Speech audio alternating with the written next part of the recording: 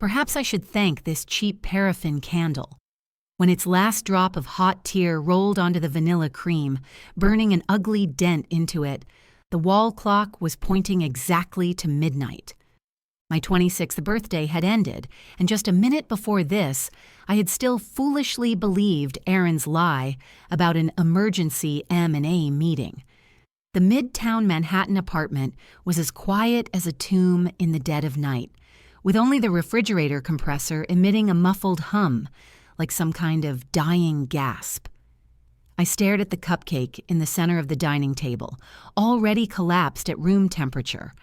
I had picked it up on a whim from the bakery on the corner on my way home from work, originally intending it as a small ritual while waiting for the man who said he would surprise me.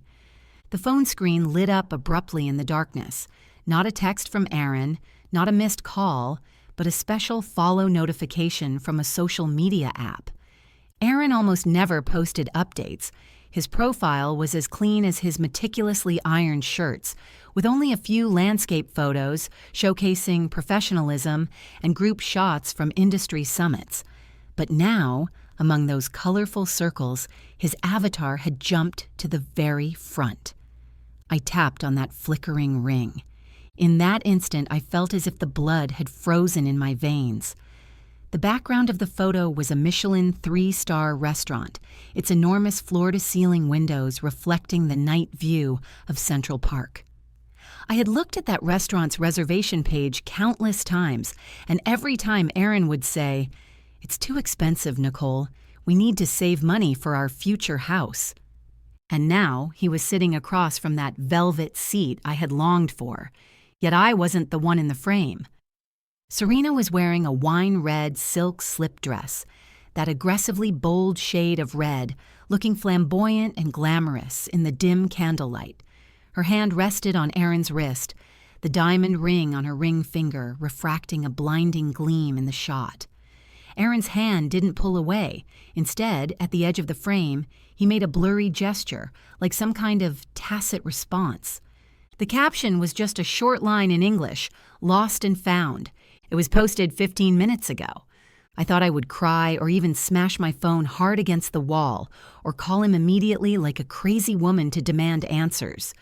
But strangely, as I kept refreshing that page until that shade of red burned a spot onto my retina, I felt an unprecedented calmness. It was like someone who had been drowning in the deep sea for a long time, suddenly yanked to the surface by someone. After the searing pain in the lungs, cold and sobering air flooded into the chest. 6 years ago, Aaron rejected Serena in a rundown coffee shop on the university campus. Back then, Serena was leaving for Paris to pursue her artistic dreams, while Aaron was just a poor student on a scholarship. He turned and walked toward me, waiting for him in the rain, and in that moment his eyes looked so broken, yet so sincere. He said, "Nicole, only you are the reality I want." Back then, I thought I was the luckiest woman in the world. I had picked up a gem that someone else didn't know how to cherish. Now I finally understand. I was nothing but a Band-Aid he used to fill the void to get through his years of poverty. Now that he's made it big, the woman who represented all the glamorous fantasies of his youth has returned, and naturally the Band-Aid should be ripped off and thrown in the trash. I stood up, not touching that nauseating cake. I walked to the sink in the open kitchen, turned on the faucet, filled a glass with ice water, and downed it in one gulp.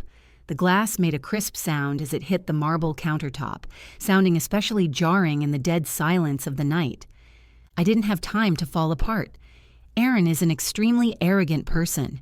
He probably assumed I would do what I did after every argument before. Wait for him to come home, listen to him make up some excuse full of holes, then choose to forgive him after his half-hearted coaxing. He might have even prepared a whole speech already, something like, "It was just a chance encounter," or "It was part of a business dinner." But this time, I wasn't going to give him a chance to explain. I walked into the bedroom, the place where we had lived together for 3 years.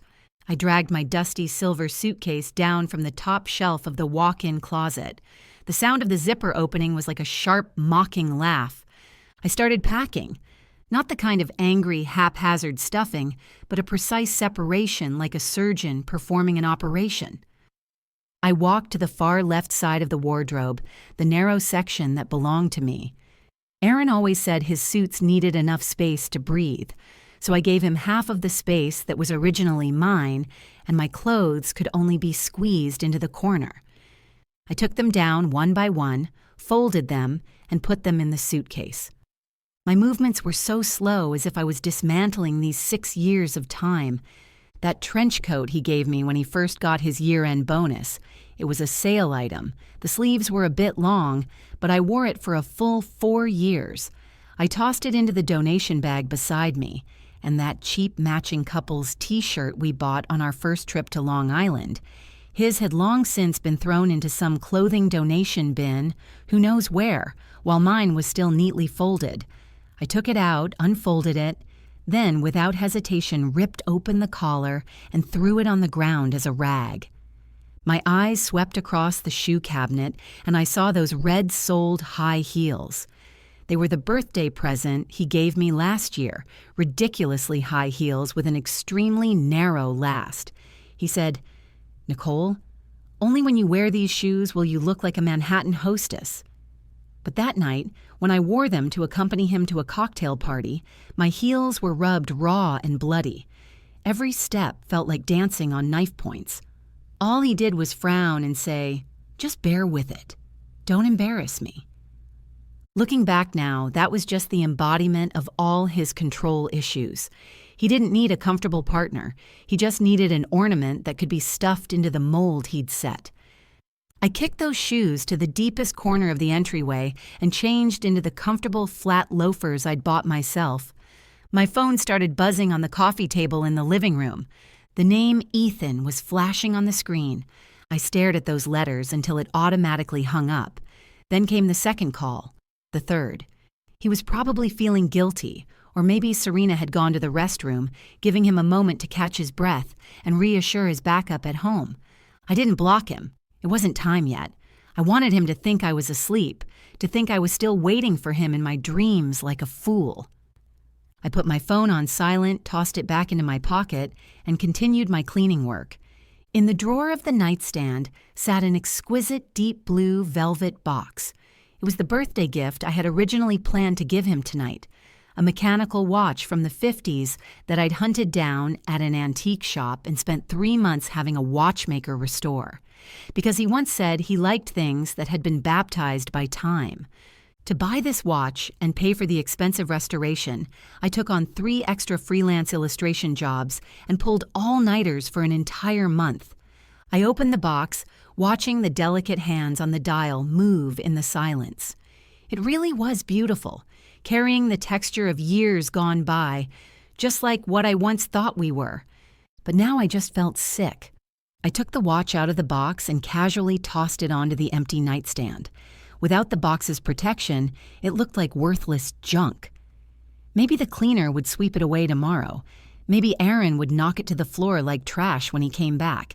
None of that had anything to do with me anymore. The suitcase was gradually filling up. I looked around. The things that belonged to me were pitifully few. In this so-called home, the furniture was the minimalist style he picked. The wall art was the abstract stuff he liked. Even the air freshener was the cologne scent he specified. I was like a hermit crab, cautiously curled up in a shell that didn't belong to me, constantly worrying about being kicked out by its owner. Now I was going to completely erase every trace of myself from this space. I walked into the bathroom and swept my toothbrush, facial cleanser, and skincare products all into a garbage bag. Looking at the sink counter with only his lonely electric toothbrush and razor left on his side, a sense of vindictive satisfaction welled up inside me. But that wasn't enough. I wanted him to come back and face not just emptiness, but the collapse of his entire life order. I took out my phone, opened Spotify, and left the family subscription plan we'd shared for 3 years. It was linked to my credit card because he always said we didn't need to split such small expenses. Then Netflix, Amazon Prime, even the membership card for the dry cleaner downstairs, anything with my name on it or linked to my card, I canceled or changed the password. After doing all this, my fingertips felt a bit cold, but my mind was unusually clear. Finally, I walked back to the living room. On the wall hung a photo of us taken in Central Park last year. Back then, I was smiling so sweetly, too, the light in my eyes full of hope for the future. Aaron stood beside me, smiling, but his gaze was looking elsewhere. I took the photo down and pulled it out of the frame. I didn't tear it up, didn't cut it to shreds. I just placed it face down and fed it into the shredder. Accompanied by the buzzing sound of the machine devouring the paper, that smiling face turned into a pile of meaningless confetti. Goodbye, Aaron. Goodbye to that Nicole who was a fool for 6 years. 2 in the morning, and Manhattan streets were still ablaze with lights. The neon glow outside the window was like the tireless eye of desire of this city. I zipped up my suitcase, the metallic click echoing through the empty apartment, the only accompaniment to this long goodbye. I didn't have much luggage, just 2 24-inch suitcases. What I wanted to take wasn't any memory from this house. It was myself, the books I'd bought, my painting supplies, my documents, and those few pieces of clothing that actually made me feel comfortable. As for those tight dresses I bought to cater to Aaron's taste, those useless ornaments I got to accommodate his social needs, I didn't take a single one. Standing at the entryway, I surveyed this space one last time. It looked both familiar and strange. Familiar because I'd spent countless nights waiting here. Strange because with my personal belongings removed, it had quickly reverted to a cold showroom. It no longer had that warmth of someone living here. Only the alienation piled up by expensive furniture remained. My gaze fell on the display cabinet in the corner of the living room where Aaron's proudest collection sat, a massive Lego Star Wars Millennium Falcon model. It was the 3rd year we were together, and he bought it while recovering from an illness at home. Over 7,000 pieces, and we lay on the carpet assembling it for an entire week. Back then, he wasn't as busy as he is now, and he'd scratch his head anxiously when he couldn't find a tiny piece, then hug me tight and kiss me all over excitedly when I helped him find it. Those were the rare, purely happy times between us. I walked over and gazed at the ship through the glass cabinet door. It was perfect, every detail fitting together flawlessly, symbolizing how we, too, once had days that meshed so tightly. But right now, I just wanted to destroy it. I opened the cabinet door and reached toward the tail of the ship. There was an extremely hidden but crucial connector piece there, supporting the entire rear thruster structure. If I removed it, nothing would look off from the outside, but with just the slightest touch, or given enough time under gravity's pull, the entire tail structure would collapse, like dominoes. My fingers pressed down, a gentle flick. With a soft click, the gray brick fell into my palm. This kind of secret destruction brought me more pleasure than simply knocking it down. Just like our relationship, glamorous on the surface, but the core had long been hollowed out inside, just waiting for a single moment of tremor to come crashing down. I clutched that piece in my palm, the cold plastic edges digging painfully into my skin. I wouldn't take it with me, nor would I throw it in the trash. I casually slipped it into the bottom of the vase nearby, a place Aaron would never think to look. This spaceship would never be complete again, just like some cracks. Once they form, they're destined to never be repaired. I returned to the entryway and took out a yellow sticky note from my bag. I didn't write a lengthy accusation, nor did I write any pleas that would only make me look pathetic. For someone like Aaron, any emotional outpouring would be interpreted as, "You're throwing a tantrum," and would become material for him to mock me as emotionally unstable in front of his friends later. I uncapped the pen and wrote a single word on the paper. Done. It meant both completed and finished. I stuck the note onto the antique watch I had abandoned, then took out the key ring with the pink charm and gently placed it beside it. The sound of metal hitting marble announced the final end. I didn't look back. Pushing open the heavy fire door of the apartment, the cold air in the corridor hit me in the face. The numbers on the descending elevator were flickering, as if counting down the time for me to escape this cage. The lobby security guard Robert was dozing off, jolted awake by the sound of footsteps. Seeing me dragging 2 suitcases, he stood up in surprise. "Miss Nicole? Going on a trip this late? Need me to call a car for you?" "No need, Robert." I gave him a faint smile, probably the most genuine expression I had all night. "The car's already waiting outside." "All right, have a pleasant trip. When will you be back?" he asked out of habit. "I'm not coming back." Robert froze for a moment, seemingly not understanding what I meant, but I had already pushed through the revolving door, stepping into the cold night wind of New York. The Uber I'd booked was parked by the curb. The driver helped me load my luggage into the trunk. I got into the back seat and gave the destination I knew by heart. "JFK Airport, thanks." The car started moving. The scenery outside the window began to recede. Those familiar streets, the dry cleaner we used to go to, that brunch place we always gave up on because of the lines, they were all drifting away from me. I watched Manhattan's glittering skyline gradually shrink in the rearview mirror, and surprisingly felt not a trace of reluctance, only a sense of exhaustion after putting down a heavy burden. I took out my phone and opened the airline's app. The flight to Seattle would depart in 3 hours. That was my place of escape. I spent some time on the West Coast when I was little. The rainy season there was always long, and the gray-blue sky and humid air made me feel inexplicably at ease. Aaron hated rain. He liked sunny, vibrant California or dry, bustling New York.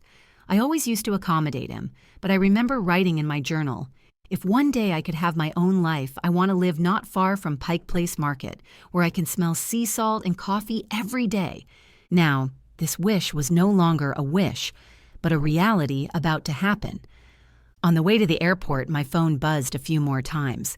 Messages from some mutual friends of ours in New York, probably having seen Aaron's post, coming to test my reaction. "Hey, Nicole, what's up with that photo? Are you okay? Did Aaron have too much to drink?" Even a few socialites from Serena's circle were giving me fake likes, as if watching a farce about to unfold. I didn't reply to anyone.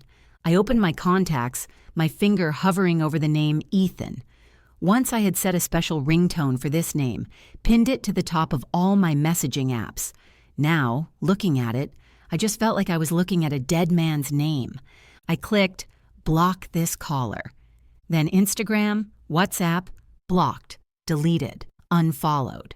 A series of movements flowed like water without any hesitation. Each tap on the screen felt like cutting an invisible chain wrapped around me. At the airport, after checking in my luggage, I stood in front of the security checkpoint and looked back at the city behind me. Goodbye, those hypocritical social circles. Goodbye, that fabricated elegance I put on to please others. Goodbye, that Nicole who was humble to the dust, thinking that just waiting could earn her love. I turned and walked into the security passage. When the plane soared into the sky, pierced through the thick clouds, and the first ray of morning light broke through the darkness, I closed my eyes. And in that apartment, Aaron was probably still sleeping off his hangover or holding his lost and found while having sweet dreams. He had no idea what an empty world he would face when he woke up. He thought I was the harbor that would always wait in the same place, but he forgot that even harbors can dry up. When he pushes open the door tomorrow, expecting a warm cup of honey water and my smiling face, all that will greet him is a room full of cold emptiness and that note that says, "Done." And my new life has just begun.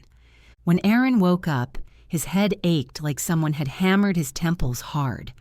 The nausea from the hangover forced him to curl up in bed for a while until the churning in his stomach subsided a little. The light seeping through the gap in the curtains was annoyingly glaring, and he instinctively reached out to feel the other side of the bed. Empty. This wasn't strange. By this time normally, Nicole would have been up long ago. She'd be busy in the kitchen. The air should be filled with the aroma of coffee and toast, or at least there'd be a cup of warm honey water on the nightstand. But today there was nothing. The air only had an unsettling, overly clean smell.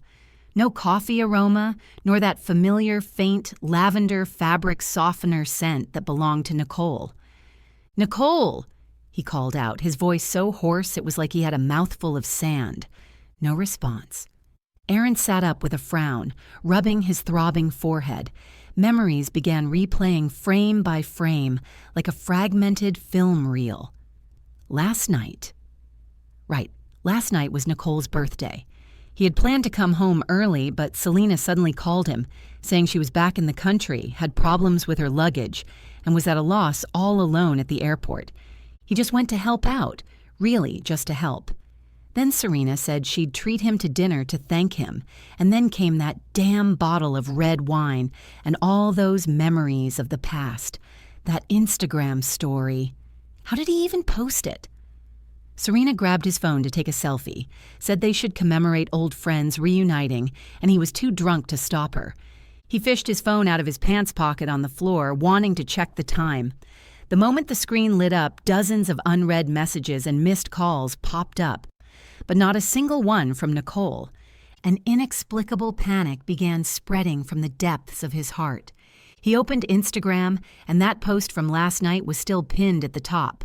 The likes had already broken 100, and the comments below were all teasing from their mutual friends and flattery from Serena's socialite girlfriends. "Wow, you two are such a perfect match. It was always meant to be you two. What about Nicole?" This comment was from his college roommate, David, and it was particularly jarring. Aaron irritably closed the page and dialed Nicole's number.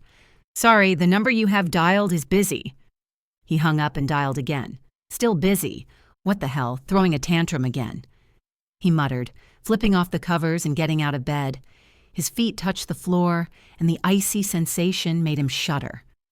He remembered there used to be a soft shag rug here, one Nicole had specifically bought to keep him from stepping on the cold floor barefoot in winter. Now the rug was gone. Aaron froze for a moment, looking around. The bedroom looked somewhat different. It wasn't just the carpet. The crystal vase on the nightstand that always held fresh flowers was gone, and the succulents on the windowsill had disappeared too. He strode quickly to the walk-in closet and yanked open the wardrobe door. The left half of the wardrobe was completely empty with barely any hangers left. Only a few crumpled old clothes lay forlornly in the corner, like some kind of silent mockery. His heart sank heavily. No, this couldn't be happening. How could Nicole leave? She loved him so much, loved him to the point of being almost pathetic. For these 6 years, no matter how late he came home, no matter how much he ignored her, she was always there. She was like a permanent piece of furniture in this apartment, existing as a matter of course. "Nicole!" He rushed out of the bedroom, shouting in the living room. The only response was his own echo. The living room was even more terrifyingly empty. Half the throw pillows on the sofa were gone, and the sketchbook she always used for drawing on the coffee table had disappeared too. He rushed into the bathroom. The bottles and jars that used to be packed full on the sink counter had vanished completely, leaving only his lonely half of the toiletries. On the mirror, there was still a half-torn adhesive mark from a hook. That was where she used to hang her hair ties. Aaron looked at himself in the mirror, stubbled, pale-faced, and suddenly felt an unprecedented wave of fear. This wasn't like running away from home after a fight. This was like a premeditated retreat, a complete purge.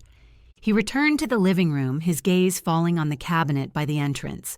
There sat an old watch, an antique style he had once casually mentioned he really liked. A yellow sticky note was attached to the watch face, with only one word on it: "Done." Aaron's hands trembled as he tore off the sticky note. The word hit him like a sledgehammer, slamming hard against his chest. Over? What was over?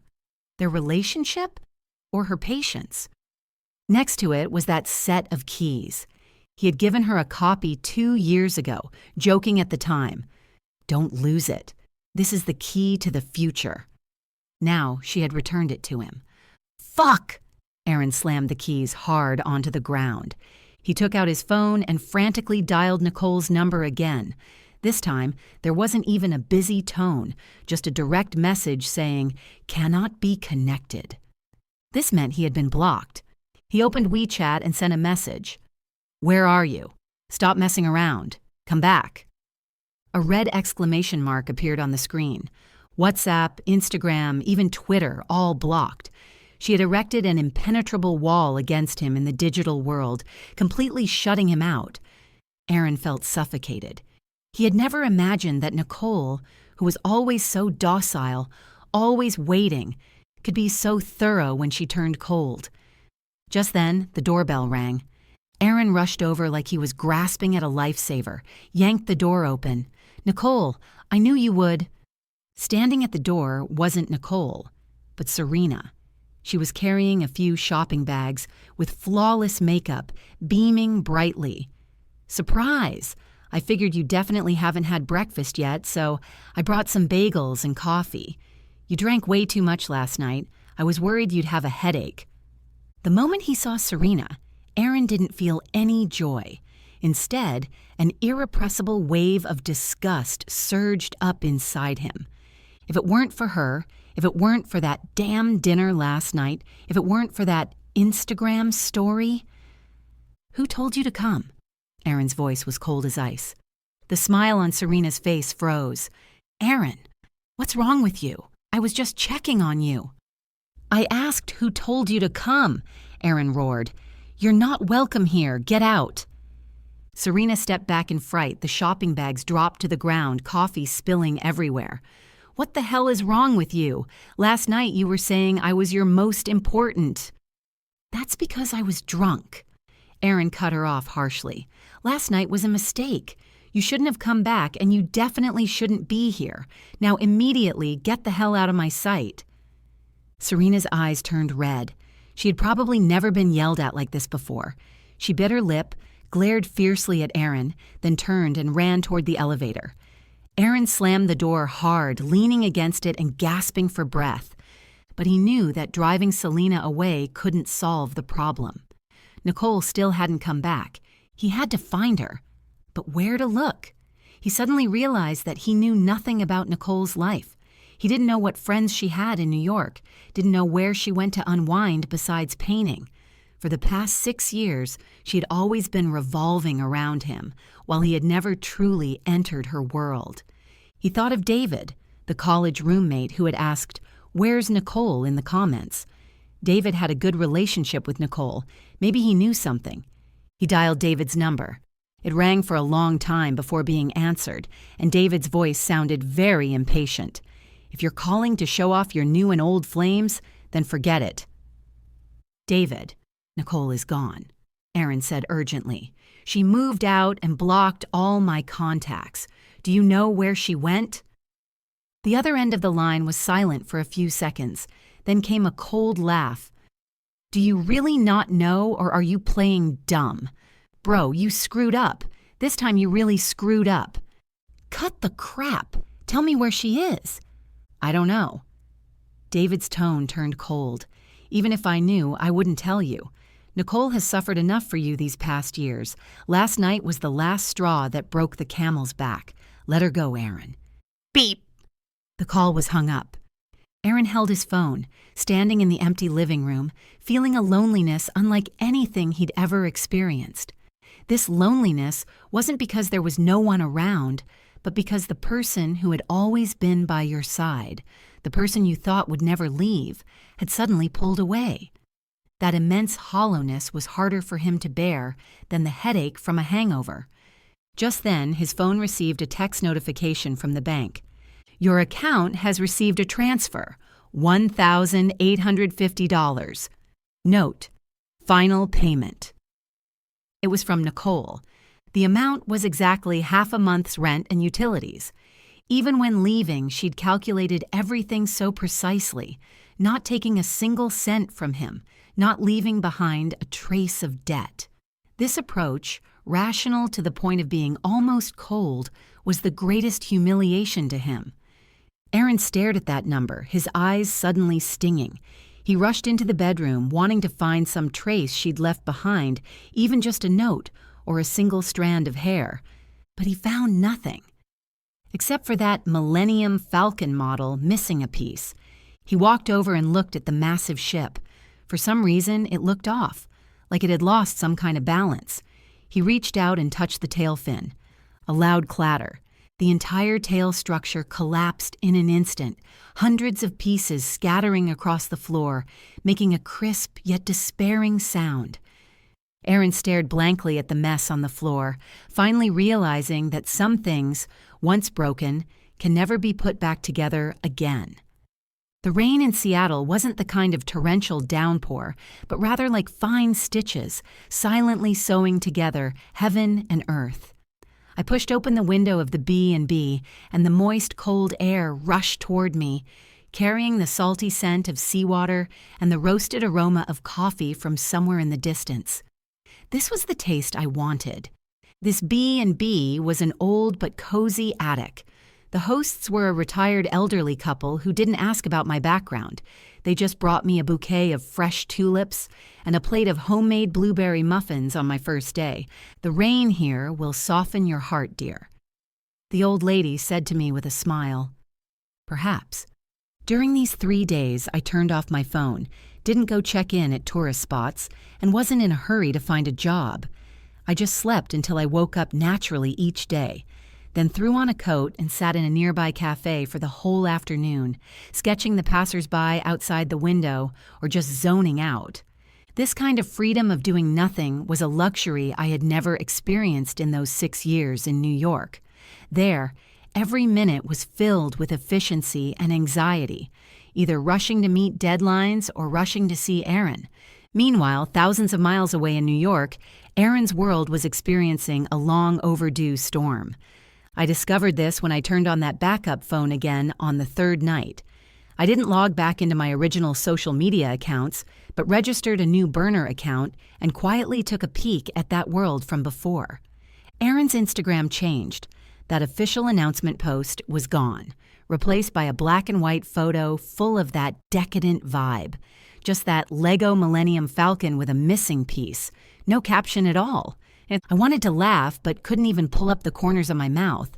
Meanwhile, my old email inbox received an email from a sender named E. That was the only channel Aaron couldn't block, maybe because he wasn't dumb enough to forget my work email. The email had no subject, just a few lines. Nicole, I know you're reading this. I'm not asking for your forgiveness, just asking you to tell me if you're safe. I'm not used to life without you. Not even that damn shampoo smell. Come back. Let's start over. This time I'll listen to you. I glanced at it, then clicked delete permanently. Start over? Some things are like that Lego spaceship. The core pieces are already lost. No matter how you piece it together, it's still falling apart. Besides, I don't like that I'll listen to you phrasing. It's still charity from someone in a position of power. What I want isn't obedience, it's respect. On the other side of New York, Aaron was sitting in that messy living room with already cold takeout in front of him. He hadn't been to the office for 3 days. His assistant called countless times, all brushed off with sick leave. He never knew finding someone could be this hard. In those 3 days, he searched every corner of the house like a madman, trying to find any clue to where Nicole might have gone. He even dug through the trash, only to find some cut-up clothing tags. It wasn't until the afternoon of the 4th day, when he was cleaning out the study, that an old magazine fell from the top of the bookshelf and landed at his feet. It was a 2-year-old issue of Kinfolk, with a rainy scene of Seattle's Pike Place Market on the cover. Aaron picked it up, and the magazine automatically fell open to a dog-eared page. Several lines on that page had been circled in red pen, an introduction to a boutique cafe in Seattle, Storyville Coffee. In the margin beside it, there was Nicole's elegant handwriting. The fireplace here looks so warm. If I ever get the chance, I want to sit here and paint the rain all day. Aaron's fingers traced over those words, and memories suddenly came flooding back like a tide. He remembered a rainy night 2 years ago when Nicole was curled up in his arms, flipping through this magazine, pointing at this picture, and saying to him, "Aaron, how about we retire in Seattle someday? I heard the coffee there is the best in America." At the time, he was replying to work emails and said without even looking up, "Seattle? That place where it rains 300 days a year? Give me a break, I'd get depression. If we're going anywhere, it's Miami." Nicole didn't say anything at the time, just silently closed the magazine. Looking back now, each of those silences was an accumulation of disappointment. "Seattle," Aaron murmured to himself. He immediately turned on the computer and logged into the iPad Nicole used to use. It was the only device she hadn't signed out of. Although most of the apps were locked, the search history in the Maps app was still there. With trembling hands, he tapped open the search history. The latest few records were all about Seattle, rental information, flight price comparisons, and the location of that coffee shop. Although there was no specific address, this was already enough. Aaron felt his heart start beating again. He immediately dialed his assistant. "Book me a flight to Seattle, the earliest one. Yes, now, right away." Hanging up the phone, he rushed into the bedroom and took out a small red velvet box from the deepest part of the safe. Inside was a 2-carat diamond ring. He had bought it half a year ago, originally planning to propose at the company's year-end party, letting everyone witness his success and happiness. But he kept putting it off, always feeling he could wait a bit longer, wait for a more suitable moment, or just simply enjoy the freedom of being unmarried. Now he couldn't wait any longer. "Nicole, wait for me," he said to the empty room, his voice carrying an almost obsessive determination. "This time, I'll take you to that coffee shop." Meanwhile, in Seattle, I was sitting by the window at Storyville Coffee, holding a hot latte in my hands. The fire in the fireplace was burning brightly, the firewood crackling.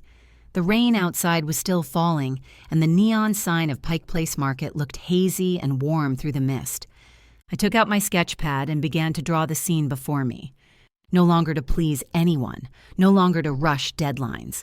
Every stroke followed my breath, free and relaxed. Halfway through my drawing, a man nearby walked over. "Excuse me, your lines have such a lively spirit. Are you a professional illustrator?" I looked up and saw a gentle, smiling face. He was wearing a simple flannel shirt with a faint woody scent about him. "Sort of," I answered with a smile. "But right now, I'm just drawing what I want to draw." "That's the best state to be in." He pointed at the empty cup on my table. "Mind if I buy you another drink? In exchange, would you hear a little suggestion I have for this painting?" I paused for a moment, then nodded. "Of course." At this moment, I suddenly realized that life isn't just about waiting and people-pleasing. In this unfamiliar city, there are new colors, new conversations, and that long-lost flutter of the heart born from the unknown. Meanwhile, Aaron was sitting in first class on a flight to Seattle, gazing at the clouds outside the window. He thought he was rushing toward a reconciliation, not knowing he was flying toward a finale that had already ended. Our time zones had long stopped being on the same scale. Mornings at the market always began with the energetic calls of fish vendors and the hissing steam of coffee machines. This was already my 5th day since arriving in Seattle. That bone-deep anxiety seemed to have been slowly washed away by the rain here, replaced by a calm, almost transparent rhythm of life. I bought a bouquet of tulips at a flower shop, the deep purple kind, with a faint creamy white along the petal edges. The shop owner was a friendly Asian auntie who smiled when she saw me and said, "You look great today, Nicole." "Yeah, I think I'm doing pretty well, too. No need to wake up early to iron someone's shirt. No need to worry if tonight's dinner suits someone's taste. I don't even have to put on makeup. Just a bit of sunscreen and I can head out." This feeling of ease is kind of addicting. I held my flowers and walked toward my favorite Storyville Coffee. Today I wanted to try their new hazelnut oat latte. Meanwhile, Aaron had been standing at the street corner across from the coffee shop for a full 2 hours. Seattle's rain wasn't as romantic as he'd imagined back in New York. This kind of damp cold seeped right into your bones, and since he was only wearing a thin cashmere coat, he'd specifically picked to look decent. His hands and feet were already freezing. He watched the crowd coming and going from the coffee shop, and every time the door chime rang, his heart would leap up, then sink heavily again after he saw who it was. He didn't know if Nicole would come today, but he had no other choice. This was his only lead. "Sir, want to buy some flowers?" A street vendor, probably taking pity on him, came over to make a sale. "Fresh roses just arrived, perfect for apologies." Aaron was stunned for a moment, looking at that gaudy bouquet of red roses. He remembered Nicole once said that compared to roses, she preferred tulips, because tulips were understated and reserved, not showy and flamboyant like roses. No thanks, he refused. Just then, that familiar figure appeared at the street corner.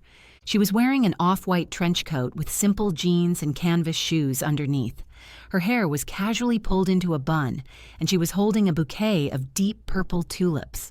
She looked a bit thinner, but her spirits were good. That tense look around her brows and eyes that she always had back in New York had now completely relaxed, and there was even a faint, almost imperceptible smile at the corners of her lips. It was a smile he hadn't seen in a long time, the smile that belonged to the 22-year-old Nicole. Aaron felt like his breath was about to stop. He subconsciously straightened his tie, took a deep breath, and walked over on stiff legs. "Nicole." That voice didn't seem out of place amidst the sound of rain, yet it was enough to freeze my steps instantly. I turned around and saw Aaron. He looked somewhat disheveled. The shoulders of that expensive coat were soaked by the rain, the color patchy and dark and light spots. His hair was no longer as immaculate as before, blown somewhat messy by the wind. Most importantly, it was his eyes. That look filled with urgency, eagerness to please, and even a hint of fear was something I had never seen before. The old him was always so high and mighty, looking at me with that scrutinizing gaze. But now he was like a prisoner, waiting to be sentenced. "Aaron?" I thought I'd be surprised or angry, but actually, my voice was so calm that even I was taken aback. "What are you doing here? I've been looking for you for so long." He took a step forward, wanting to get closer to me, but stopped when he saw me instinctively step back. His hand hung awkwardly in midair, then dropped weakly. "I saw the notes you wrote in the magazine. I figured you'd come here." "Oh," I responded flatly. "Just for this?" "Nicole, I know I was wrong," he said quickly, as if afraid I would disappear the next second. "I've thought a lot these past few days. I know I was a jerk before. I ignored your feelings. I was too selfish. The thing with Serena, it was a misunderstanding, really. I've blocked her and I won't have any contact with her again. I've also deleted that Instagram post. I've taken care of everything." He sounded so sincere, even somewhat humble. If it had been a month ago, hearing these words, I probably would have been moved to tears and thrown myself into his arms. But now, I just found it ironic. "Aaron," I interrupted him, "did you block her because you got tired of her demands, or because you actually felt sorry toward me?" He froze, clearly not expecting me to ask that. No matter what the reason was, it doesn't matter anymore. I looked at him, my tone without a single ripple. "You see, you deleted the posts, blocked people, and you thought that counted as handling it. In your eyes, feelings are like a program with a bug. Just patch it up, restart it, and it can keep running. But for me, that was a collapse. That's not true. I really do love you." Aaron panicked, reaching into his pocket to pull something out. "Look, I brought this." That familiar red velvet box appeared in his hand. He opened it, and that 2-carat diamond ring still sparkled with dazzling brilliance under the gloomy sky. "Marry me, Nicole." His voice was trembling slightly. "We'll go back to New York and get married. I'll buy you that brownstone apartment you like. I'll add your name to the deed. I'll be with you for every birthday, really." Passers-by around us stopped to watch, and some made good-natured cheering sounds. On American streets, proposals were always a joyful event that drew crowds. But all I felt was absurdity. This ring was a full 3 years late. and the way it appeared now seemed more like a desperate bribe, a futile attempt to fill an emotional black hole with material things. Aaron, I didn't take the box, didn't even spare another glance at that diamond. I don't like this ring. What? He obviously hadn't processed it yet. This is Tiffany's latest design. I spent so long picking it out. I don't like it, and I don't like you anymore either. The moment those words left my mouth, the air around seemed to freeze. The onlookers' jeering stopped abruptly, turning into awkward whispers. Aaron's face instantly turned deathly pale. That confidence, that arrogance as a Wall Street elite, completely shattered in this moment. "What are you saying, Nicole? Stop joking around." He tried to squeeze out a smile, but it looked worse than crying. "Are you still mad at me? I can wait. You can yell at me, hit me, whatever. Just don't say things like that." "I'm not mad." I shook my head, looking seriously into his eyes. "Really, Aaron, I'm not angry anymore. I'm just tired. I used to think that loving someone meant waiting, enduring, becoming the person he wanted me to be. But these past few days here, I suddenly realized that I don't need to wait for anyone. I can live just fine on my own. I like who I am now, and I don't want to go back." "But I can't live without you," he shouted, his eyes turning red. "These days since you left, the house feels like a dead man's tomb. I can't find my socks. I don't know how to use that damn coffee machine. I can't even sleep. Nicole, I need you." "What you need is a nanny or a fully automatic smart butler, not me." I sighed. "Aaron, you don't love me. You love that shadow who always revolves around you, satisfying all your narcissistic needs. Now the shadow has grown its own feet and wants to leave." "That's not true." "Go back, Aaron." I held the tulips in my arms a little tighter. "New York is your battlefield. This place isn't for you. Your latte is getting cold." I pointed at the coffee in his hand that he'd been gripping tightly, no longer steaming. He'd just bought it from a roadside stand, probably to steal his nerves, or maybe just to keep warm. Now, that cup of coffee, just like his relationship with us, had gone completely cold. With that, I turned and walked toward the entrance of Storyville Coffee. "Nicole!"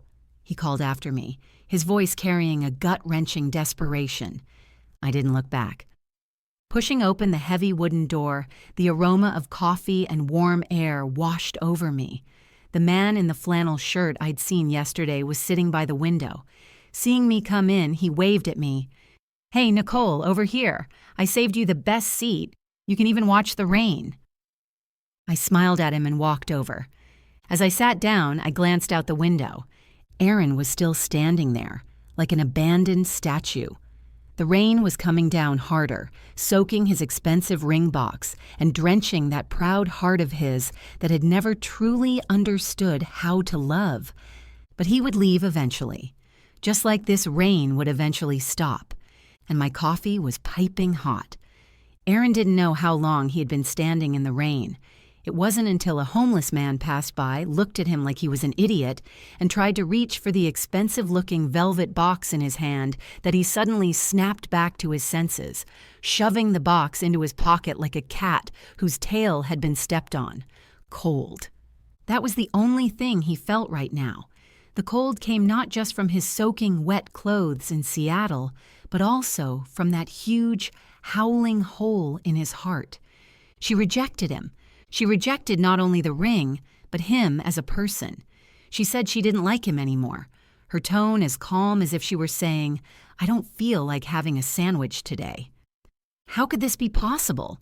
She was Nicole, the Nicole who would stay up late drawing for a month just to buy him an antique watch, the Nicole who would stay by his bedside all night without sleeping when he was sick. How could she just stop liking him like that? Aaron walked into the nearest bar like a zombie. It wasn't evening yet, so the bar wasn't crowded. He ordered a glass of whiskey and downed it in one gulp. The burning liquid scorched his throat, but it couldn't warm his heart. His phone rang. It was David. "Where are you? That crazy woman Serena made a scene at the company, saying you kicked her out for your ex-girlfriend. Now the whole company is watching the drama." David's tone carried a frustrated helplessness, like he was disappointed Aaron couldn't do better. "I'm in Seattle," Aaron murmured, staring at his empty glass. "What? You actually went?" David was stunned for a moment, then sighed. "Did you see Nicole?" "I did." "And then? Did she come back with you?" "No." Aaron gave a bitter smile, tears suddenly falling into his glass. "She said she doesn't need me anymore." "David, she said she doesn't need me anymore."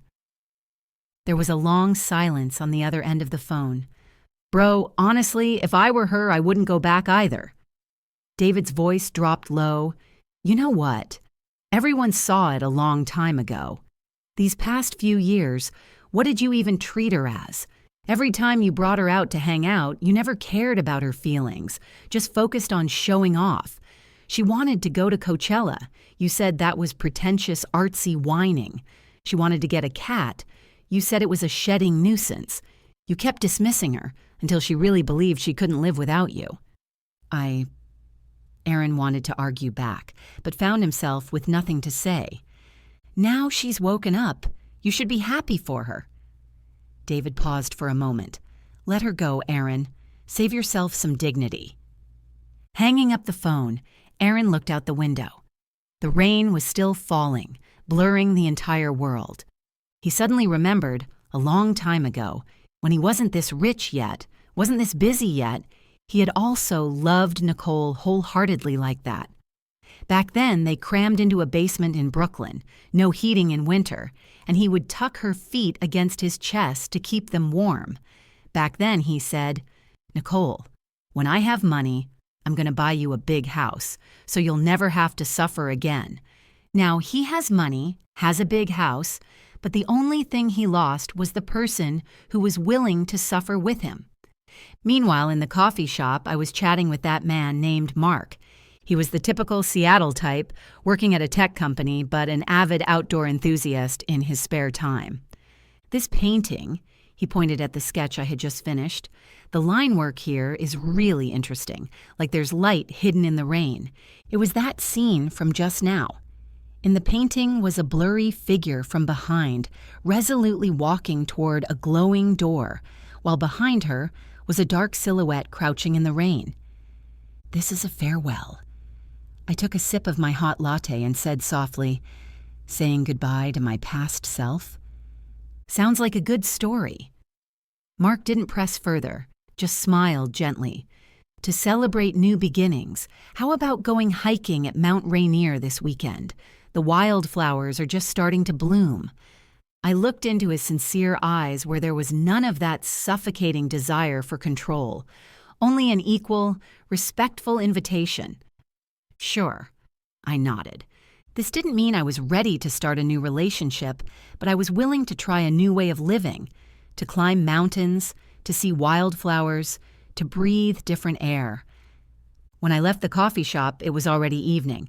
The rain had stopped, and a gorgeous sunset glow appeared on the horizon, dyeing Pike Place Market's sign golden.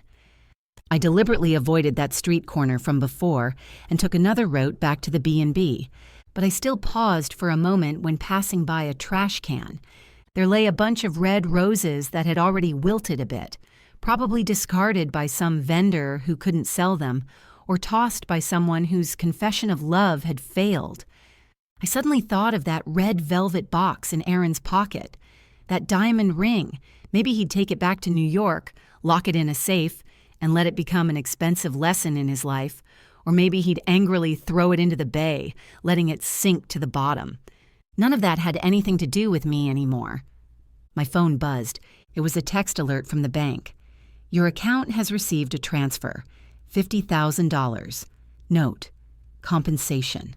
I'm sorry." It was Aaron. $50,000. For me, right now, it was a huge sum. It could let me live comfortably in Seattle, maybe even open a small art studio. But looking at that number, I just found it laughable. Until the very end, he was still using his go, to way to solve problems, using money to buy off guilt, using money to try to balance a scale that had long been tipped.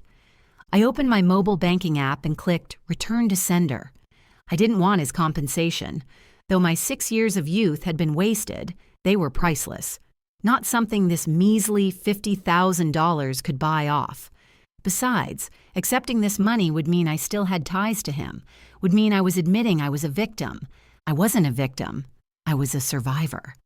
After the refund went through, I also deleted the burner account I'd been using to check on things. This time, we were truly even. Back at the guest house, the landlady was baking cookies, and the whole place was filled with the scent of cinnamon and butter. "You're back, dear?" She wiped her hands. "How was your day?" "Great." I took a deep breath of this air full of homey warmth and smiled from the bottom of my heart. Couldn't be better. Yes, I might have lost a so-called elite boyfriend, lost a home in Manhattan, but I found myself again. In this city with its long rainy season and great coffee, Nicole's story has just turned to a new page.